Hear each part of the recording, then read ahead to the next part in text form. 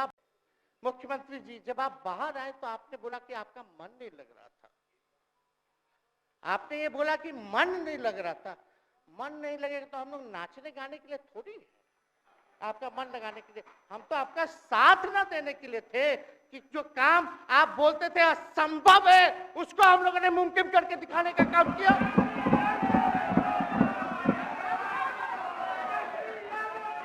नमस्कार दोस्तों, बेबाक भाषा के दो टूक कार्यक्रम में आपका दिल से स्वागत है, सलाम है। बिहार में वही हुआ जो मोदी जी चाहते थे और पलटू राम जिस पक्ष में गए थे उसकी जीत तो होनी ही थी। और देखिए, बिहार से आया बिहार बीजेपी का यह पोस्टर, यह बिल्कुल सच सच कह रहा है कि कहानी किसकी है, लीडर कौन है। यहाँ पर भी मोदी जी छाए हुए हैं और जिस तरह से दावा किया जा रहा है कि भारतीय जनता पार्टी ने बिहार में चोर दरवाजे बंद कर दिए हैं, यह सच है, क्योंकि सारा का सारा चोर दरवाजा तो अब उनके पास आ गया है। और खास तौर से जिस तरह से उन्होंने सारी मशक्कत करके आरजेडी के 3 विधायकों को अपने पक्ष में बैठाया, उससे साफ है कि बिहार की धरती में महाराष्ट्र जैसा चोर दरवाजा नहीं चल पाया। वाकई कमाल है मोदी जी और कमाल है मोदी जी का स्ट्राइक।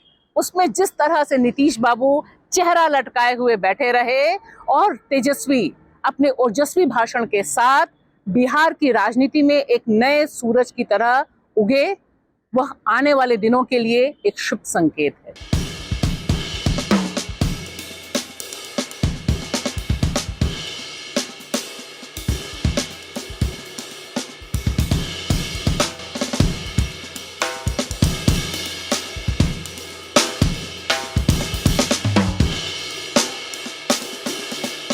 आइए मेरे साथ सुनिए तेजस्वी का यह भाषण और फिर इसके बाद इस पर करते हैं चर्चा। कर दिया था तो मन में कभी भी शंका, आपके मन में भी हम बोलते थे कोई कंफ्यूजन होगा तो बुला करके बात कर लीजिए, दूर कर लीजिए। क्यों? क्योंकि हम आपको अपना परिवार समझते हैं। हम लोग समाजवादी परिवार के हैं मुख्यमंत्री जी, और इसको ध्यान में रखना चाहिए। विजेंद्र जी, विजय जी, सब लोग को बात रखना चाहिए। और हम कहना चाहते हैं, जो आप झंडा लेकर के चले थे कि मोदी जी को देश में रोकना है, आपका भतीजा झंडा उठा करके मोदी जी को बिहार में रोकने का काम करेगा। तेजस्वी ने बहुत बहुत साफ शब्दों में 2 चीजें, 2 संदेश राष्ट्रीय राजनीति को दी। उन्होंने बहुत साफ शब्दों में कहा कि चाचा जी, यानी यहाँ नीतीश का जिक्र कर रहे हैं, कि चाचा जिसको रोकने के लिए निकले थे, जिसके लिए वो साथ आए थे 9वीं बार मुख्यमंत्री बनने से पहले, 8वीं बार जब वो मुख्यमंत्री बने थे, तब नीतीश बाबू ने बिहार की धरती को यह वादा किया था कि वे बिहार में मोदी जी को रोकेंगे, भारतीय जनता पार्टी को रोकेंगे। और सिर्फ बिहार ही नहीं, पूरे भारत में मोदी जी का बढ़ता हुआ कद रोकने का दावा नीतीश बाबू ने किया था। तेजस्वी विधानसभा में खड़े होकर उन्होंने याद दिलाया कि चाचा तो शिकंजे में आ गए, लेकिन भतीजा अब यह काम को अंजाम तक पहुंचाएगा। और यह दावा जब वो कर रहे हैं, जिस आत्मविश्वास के साथ वह कर रहे हैं, उनमें बहुत साफ साफ लालू प्रसाद यादव की छवि दिखाई दे रही है। क्योंकि यह महज इत्तेफाक नहीं है कि 2024 एक तरह से 91-92 की जो पूरी राजनीति थी राम मंदिर के इर्द गिर्द, उसका एक पूरा चक्र होता हुआ हमें दिखाई दे रहा है। उन्हीं लाल कृष्ण आडवाणी को भारत रत्न दिया गया, जिन्हें बिहार की धरती में लालू प्रसाद यादव ने रोका था। यानी राजनीति का चक्र बहुत दिलचस्प ढंग से पूरा हो रहा है। एक बात और जो बहुत अहम है बिहार की राजनीति के लिए और देश की राजनीति के लिए, वह यह 2020 का बिहार विधानसभा चुनाव, जहां महागठबंधन साथ लड़ा था और इस साथ आने की वजह से बिहार की राजनीति में पहली बार नीतीश बाबू, उनका जनता दल यू, पहुंचा था 3रे नंबर पे। और इस बार तेजस्वी जब यह कह रहे हैं कि यह गठबंधन नीतीश बाबू को 3रे नंबर पर पहुंचाता है और किस तरह से सरकार बनी बीजेपी की और नीतीश जी की 2020 में, उसका भी उल्लेख तेजस्वी करते हैं।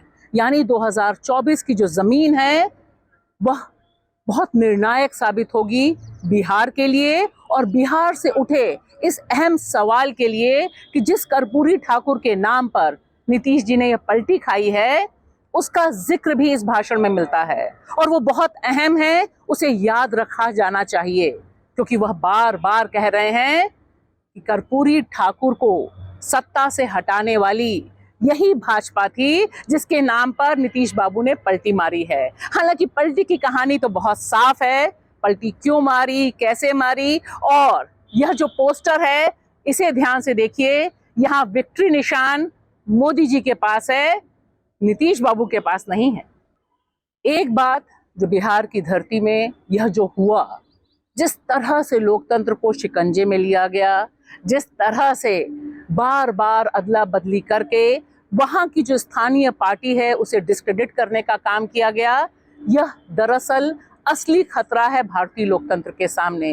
क्योंकि बिहार विधानसभा के स्पीकर को हटाया जाना, किस तरह से हटाया गया, और तो और नीतीश बाबू का यह कहना कि अब आपके ऊपर कार्रवाई होगी, सीधे सीधे धमकाना है, सीधे सीधे धमकी देना है कि जो देश में मोदी जी ईडी राज चला रहे हैं, एजेंसियों का शासन चला रहे हैं, अब वह लोकसभा चुनाव से पहले और ज्यादा बिहार में चलेगा। निशाना किस पर है सब जानते हैं, तेजस्वी पर है, और उसकी बहुत ठोस वजह है, क्योंकि खतरा भी भाजपा हो या नीतीश, जमीन पर इस समय जो महागठबंधन की ताकतें हैं उनसे है। नीतीश जी से कम यह उम्मीद नहीं थी कि पलटी मारते ही वह धमकाने वाली पॉलिटिक्स में आ जाएंगे और बताएंगे कि आपके ऊपर कार्रवाई होगी। नीतीश जी ध्यान से सुनिए बिहारी की आवाज, बहुत डिस्क्रेडिटेड हो चुके हैं आप।